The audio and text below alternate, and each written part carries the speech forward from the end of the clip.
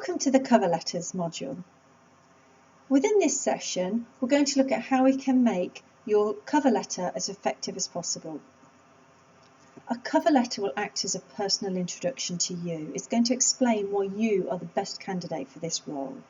It's no longer than a single A4 page and it usually contains 3 to 4 paragraphs. Some companies also ask for a videoed cover letter. For every role you apply for, you will need to put a tailored cover letter and CV together. In order to maximise the effectiveness of your cover letter, there is some research or some preparation you'll need to do. You're going to need to explore exactly who the audience is going to be, who's going to be receiving and reading your cover letter and your CV. Double check that you know what skills they're looking for in the job description and identify any keywords from the industry. If you're unsure how to look at keywords, this is covered in the CV module. Explore and understand what the company stands for in its culture, who its competitors are, where it sits within its market. Are there any updates within the sector? Is there any current news or trends? And what is its aims, both currently and for the future? The easiest way of doing this is have a look at the company website, look at any information they have sent you related to the job, and also look at all social media, including LinkedIn. So whether or not you're doing an email cover letter or a standard letter, you will need to address this, and it has to be to a specific person. Quickest way of doing this is initially to look at the job description, and there is usually a title of a role or an individual's name provided. If not, telephone the company and ask, whether that be the receptionist or being put through to the HR department to ask them. If this provides you with no information, you can then start going through the company website or LinkedIn and seeing if you can identify the manager or the title of the role for the job that you're applying for. You can also see if you can find them on LinkedIn or any of the other social media pages. Lastly, if you have no joy with any of this, identify a senior person within the company, such as a CEO or a director. It used to be standard practice for people to write to whom it may concern or sir and madam. This is now considered out of date. It's considered lazy and doesn't show any initiative.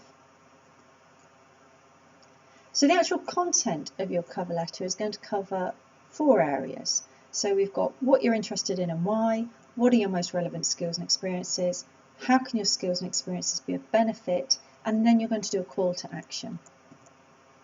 At the end of it, you're going to finish either yours sincerely or yours faithfully if you're applying in the UK. The yours sincerely is used if you know the name, yours faithfully if there is no name or only a job title. You've got your American equivalent there in case you need it.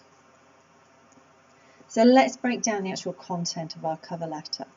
So in your first paragraph, you're going to say what you're applying for, where you saw the advert, and you can add when you're available to start. Within your research, if you've managed to identify anything insightful, this is where you might want to add it. In your second paragraph, you're going to state why you're suitable for the role, why you're being attracted to this type of work, why are you interested in working for this company. It should not be a reiteration of what's in your CV. Do not use exactly the same language. But it should mirror the skills and the language that have been used in the job description. Provide any examples to support your statements that you're making. And again, just make sure every statement goes in line with what they're asking for in the job description.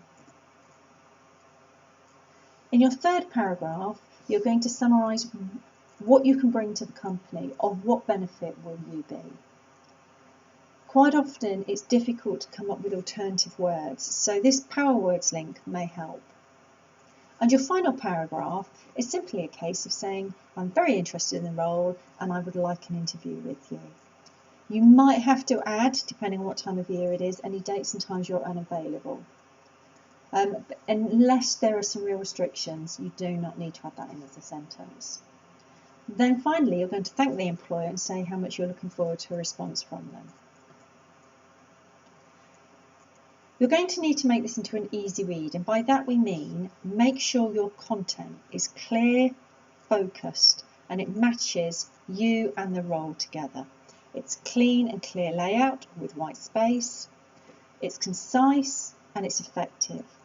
You only need to use imagery if it's appropriate, so it's rare that you're going to require this within your cover letter. Ensure that you don't use bright paper or colour text because you do not know what reading difficulties the reader may have. There's some information about how to do a video cover letter at the end of this, but do check that you watch the video back just for sound, background noise, any interruptions, making your surroundings look appropriate. Ask somebody to proofread your documents for typo, spelling and grammar mistakes. And then make sure the formatting is consistent throughout the document and consistent with your CV. Your final checks are just going to be, is it definitely tailored? It's very, very obvious when people have just done a generic cover letter and generic CV. If you're doing this by post, your CV will go behind your cover letter. If you're doing it as an attachment, your cover letter goes in the written part of an email. So it goes into the body of an email, and then you will attach your CV as a PDF. So this is what the layout would look like. So you're going to write your address on the top right hand side with your phone and your email, and then who it's going to and the job title on the left with their address and the date.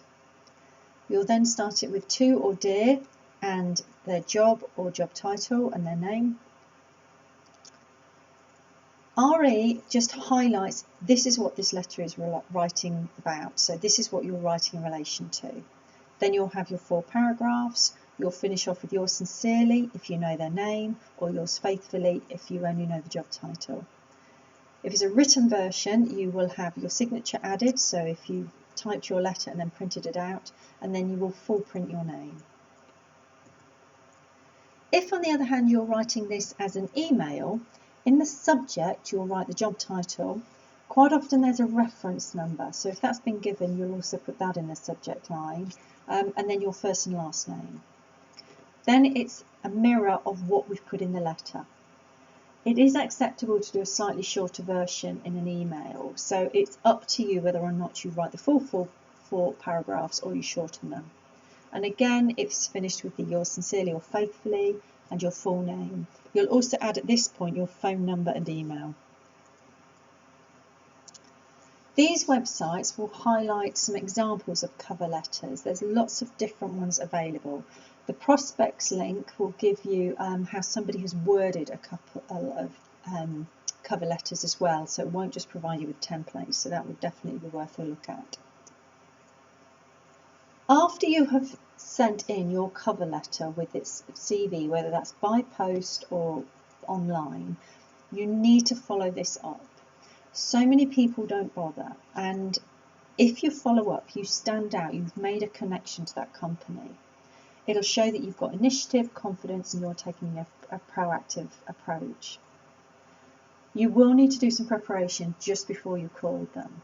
So, for example, you know you're going to introduce yourself, ask them if they've got a few moments, you're going to check that the application's received, but they might ask you some questions while you're on the phone. So what you will want to do is just consider what you could be asked, prepare and practice some answers just until they feel natural. You've got a little paragraph here at the top that just gives you an idea of what you could say, so it'll just help you.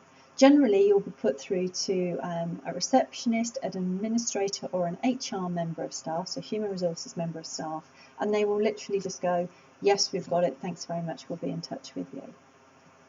If you're not happy doing a phone call, you can follow this up with an email. However, this has less impact and you are not so well remembered. So a phone call is far more impactful and will make a far greater connection.